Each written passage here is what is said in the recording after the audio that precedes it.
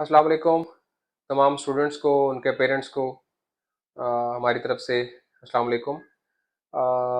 ऐसा है कि कुछ दिन पहले एक पीएमडीसी की तरफ से तकरीबन 8 सितंबर को एक नोटिफिकेशन मौसूल हुआ है, जिसके बाद तमाम मेडिकल के शोबा से वाबस्ता लोग और तलबा जो अभी ज़ेर तालीम हैं या बैरून ममालिक में दाखिला लेने के ख्वाह हैं, काफ़ी ज़्यादा परेशान जो है वो नज़र आते हैं। और रही सही कसर हर उस सड़क चलते न्यूज़ एंकर ने पूरी कर दी है, जो ना तो पढ़े लिखे हैं और ना पढ़ने की कोशिश करते हैं। तो मैंने सोचा कि बच्चे काफ़ी परेशान हैं, तो एक वजाहती वीडियो जो है वो बनाई जाए, ताकि ये जो परेशानी है इसमें कुछ कमी वाक़ हो सके। तो सबसे पहले एक आप लोगों के लिए भी सजेशन है, जो मेडिकल के शोबे से ताल्लुक़ रखते हैं या एडमिशन वगैरह की प्लानिंग कर रहे हैं। कोई भी नोटिफिकेशन आता है पीएमडीसी की तरफ से, तो बजाय इसके कि आप मीडिया के ऊपर इंहिसार करें या किसी दूसरे के ऊपर इंहिसार करें, अब माशाल्लाह सारे पढ़े लिखे होते हैं, तो खुद पढ़ने की कोशिश किया करें। बड़े सादा अल्फाज में चीज़ें लिखी हुई हैं और मैं उसकी फिर भी वजाहत कर देता हूँ, ताकि ये जो तमाम अशकालात हैं ये दूर हो सके। सबसे पहले पीएमडीसी ने जो चीज़ें नोटिफिकेशन में अपने पेश की हैं, वन बाय वन हम उसकी तरफ आ रहे हैं। तो सबसे पहले उन्होंने कहा कि जितने भी जो फॉरेन इंस्टीट्यूशंस हैं, जहाँ से स्टूडेंट ग्रेजुएट होकर आ रहे हैं, वो अभी पीएमडीसी से रिकग्नाइज नहीं है। लेकिन ये अधूरी इन्फॉर्मेशन है, जो अक्सर नोटिफिकेशंस में या यूट्यूबर या ब्लॉगर जो है वो आपके साथ शेयर करके और सनसनी पैदा कर रहे हैं अपने व्यूज़ वगैरह के लिए।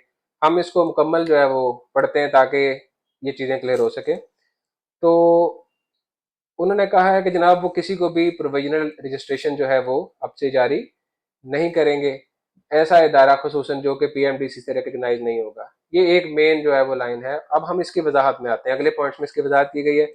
और दूसरा उन्होंने पॉइंट बोला है कि हमने जितनी भी पीएमडीसी की वेबसाइट के ऊपर मेडिकल कॉलेजेस की लिस्टें होती थी, जैसे कि लिस्ट ए, लिस्ट बी या ए बी सी जो भी हैं, वो तमाम लिस्टें अब से कालादम करार पाएंगी और कोई भी ऑनलाइन ऐसी अवेलेबल लिस्ट जो है वो अब मौसर नहीं रहेगी।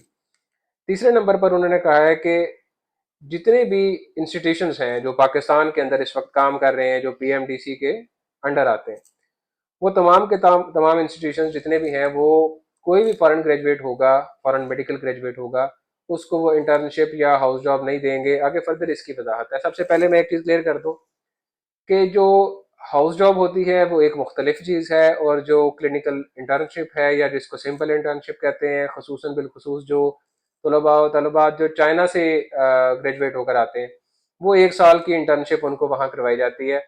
और उस इंटर्नशिप से बाज़ लोग ये वजाहत उनको देते हैं कि जी ये आपकी हाउस जॉब है। नहीं, ऐसा हरगिज़ नहीं है।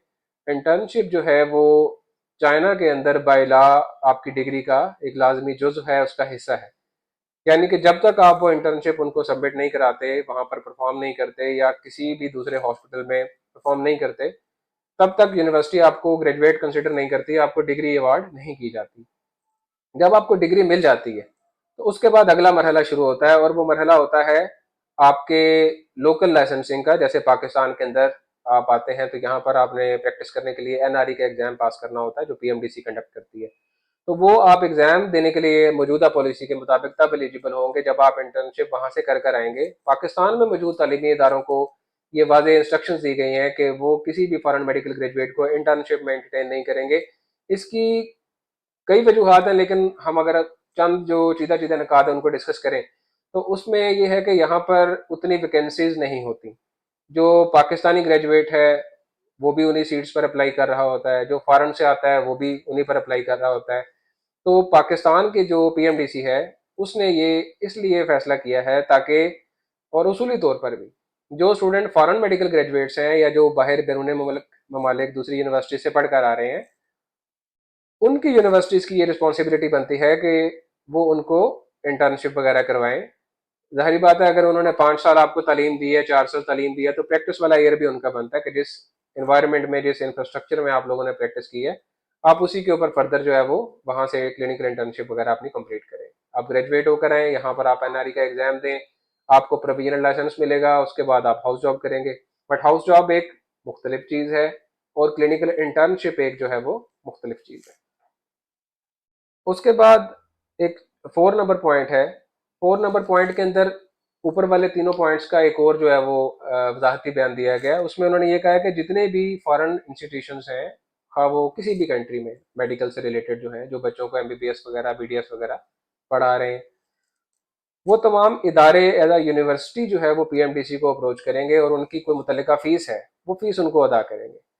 उनकी कुछ डॉक्यूमेंटेशन की रिक्वायरमेंट्स होंगी, वो डॉक्यूमेंटेशन की रिक्वायरमेंट्स पूरी करेंगे। और उसके अलावा पीएमडीसी ने ये भी इरादा रखा हुआ है कि वो उनके जो यूनिवर्सिटीज़ हैं उन इदारों को वो विजिट करेंगे, ताकि वो उसको एनालाइज कर सकें कि आया कि ये वाकई ही यूनिवर्सिटी इतने कैलिबर की हैं, इस मैार की तालीम वो फराहम कर रही हैं कि स्टूडेंट वहाँ से आफ्टर ग्रेजुएशन अगर पाकिस्तान में आता है तो वो लोगों के ऊपर तजर्बे नहीं करेगा, वो लोगों को एक प्रोफेशनल की तरह जो है वो डील करेगा, एक स्किल्ड वर्कर की तरह वो उनको डील करेगा। तो क्वालिटी ऑफ एजुकेशन के ऊपर चेक एंड बैलेंस रखना भी ज़रूरी होता है, और पीएमडीसी ने इस चौथे पॉइंट में इसी चीज़ की वजाहत की है। तो अब इसका नतीजा ये निकलता है कि जो भी यूनिवर्सिटीज़ जो अपनी मकामी एजुकेशन काउंसिल से अप्रूव्ड है, मिसाल के तौर पर अगर हम चाइना की बात करते हैं तो चाइना में जो रेगुलेटरी अथॉरिटीज को डील कर रही है वो WCAME के अंडर आती है, उनकी अपनी एक डायरेक्टरी है और वो वहाँ से भी अप्रूव्ड होनी चाहिए। और जो इंटरनेशनली बैन अवी इदारा जो कि तमाम यूनिवर्सिटीज़ को रिकगनाइज करता है, जिसे हम education commission for foreign medical graduates यानी कि ECFMG कहते हैं, वो ECFMG से भी तस्दीक शुदा होनी चाहिए। अब डेफिनेटली जो यूनिवर्सिटी ECFMG से अप्रूव्ड है वो WHO से भी अप्रूव्ड है। तो नतीजा ये है कि आपकी यूनिवर्सिटी मकामी मेडिकल एसोसिएशन से तस्दीक शुदा होनी चाहिए और उसके अलावा ECFMG WHO से अप्रूव्ड होनी चाहिए। जब ये क्राइटेरियाज आपका आप मीट करते हैं तो उसके बाद पीएमडीसी आपको क्राइटेरिया के ऊपर पूरा मानता है और बाकी मामला जो है वो आपके उसी हिसाब से मुकम्मल होते हैं। तो ये परेशानी वाला लम्हा है या नहीं है? जी, परेशानी वाला ये उनके लिए है जो ऐसे मेडिकल कॉलेजेस में ज़ेर तालीम है जिनका कोई पीएमडीसी के साथ तो लेना देना बाद का मामला है, जिनका WHO के साथ कोई लिंक नहीं है, जो ECFMG के साथ लिंक नहीं है। चंद कंट्रीज ऐसी हैं, मैं यहाँ पर नाम नहीं लूँगा, लेकिन तलबात बखूबी वाकिफ़ हैं कि कुछ ऐसे मेडिकल कॉलेजेस भी हैं जहाँ पर किसी को बिल्डिंग अच्छी लगी तो उसके ऊपर मेडिकल कॉलेज का बोर्ड लगा दिया गया, किसी को कोई होटल अच्छा लगा तो उन्होंने वो होटल जो है वो परचेज किया या रेंट पर लिया और उसके ऊपर यूनिवर्सिटी बना दी। बच्चों को वहाँ पर पढ़ाया जाने लग गया और उनसे कहा कि जनाब WHO से कुछ अरसे में अप्रूव हो जाएगी, आप लोग परेशान मत हो। और थर्ड ईयर का स्टूडेंट फर्स्ट ईयर को पढ़ा रहा है, फिफ्थ ईयर का स्टूडेंट जो है वो सेकंड और थर्ड ईयर को पढ़ा रहा है। तो इस तरह की जो सब स्टैंडर्ड एजुकेशन है ये अलार्मिंग है और ये परेशान कुन भी है। और वो तलबा जो इस तरह के इदारों में पढ़ रहे हैं, काइंड ऑफ मुन्ना भाई MBBS, जिसमें डमी डॉक्टर्स हैं और पेशेंट भी जब आप प्रैक्टिस के लिए जाते हैं तो आपको नहीं मिलता, बेड्स लगे हुए हैं लेकिन बस वो सिर्फ फॉर्मेलिटी पूरी करने के लिए लगे हुए हैं। तो इस तरह के इदारों में पढ़ने वाले जो बच्चे हैं उनके लिए ये चीज़ अलार्मिंग है।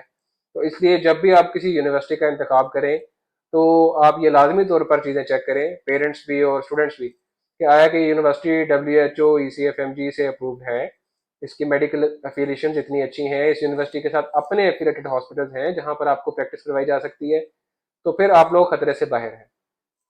इसके बाद इसका जो आखिरी पॉइंट है, जो कि पांचवा पॉइंट है, ये जो वो तलबात जो इस वक्त दाखिला लेने के ख्वाहां हैं, ख्वाहिशमंद हैं, उनके ऊपर इसका इतलाक नहीं होगा। इस नुक्ते का इतलाक उन तलबात पर होता है जो कि या डिग्री कंप्लीट करके पाकिस्तान आ चुके हुए हैं या वो फाइनल ईयर्स के अंदर हैं।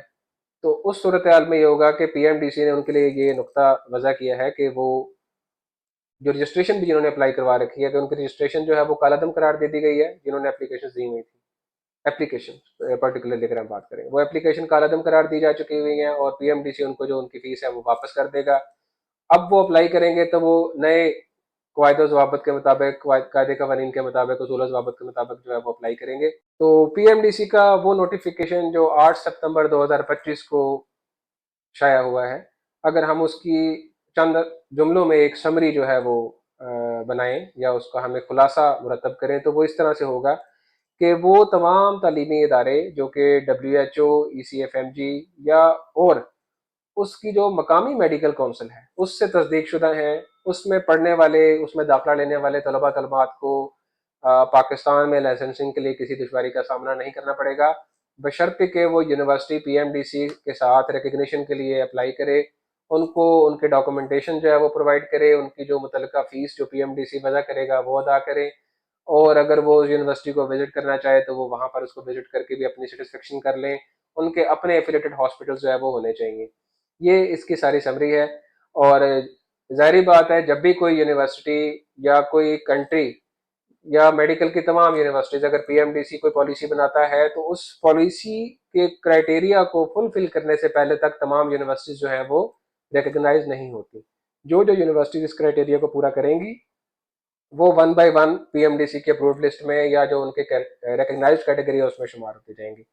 तो वो तमाम तलबा और तलबात और उनके पेरेंट्स जो इस वक्त परेशान हैं, वो यूनिवर्सिटी देख सोच कर उसका इंतखाब करें, कोशिश करें कि वो अगर चाइना में जा रहे हैं तो चाइना की रिकमेंडेड यूनिवर्सिटीज़ होनी चाहिए जो उनकी मिनिस्ट्री ऑफ एजुकेशन से अप्रूव्ड हो, WCAME की डायरेक्टरी में उनका नाम मौजूद हो, ECFMG से वो रिकगनाइज्ड हो।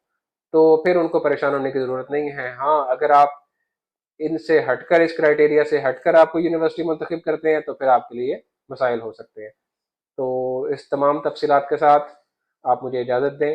Hafeez Malik from Easy Line International Lahore. अल्लाह हाफिज़।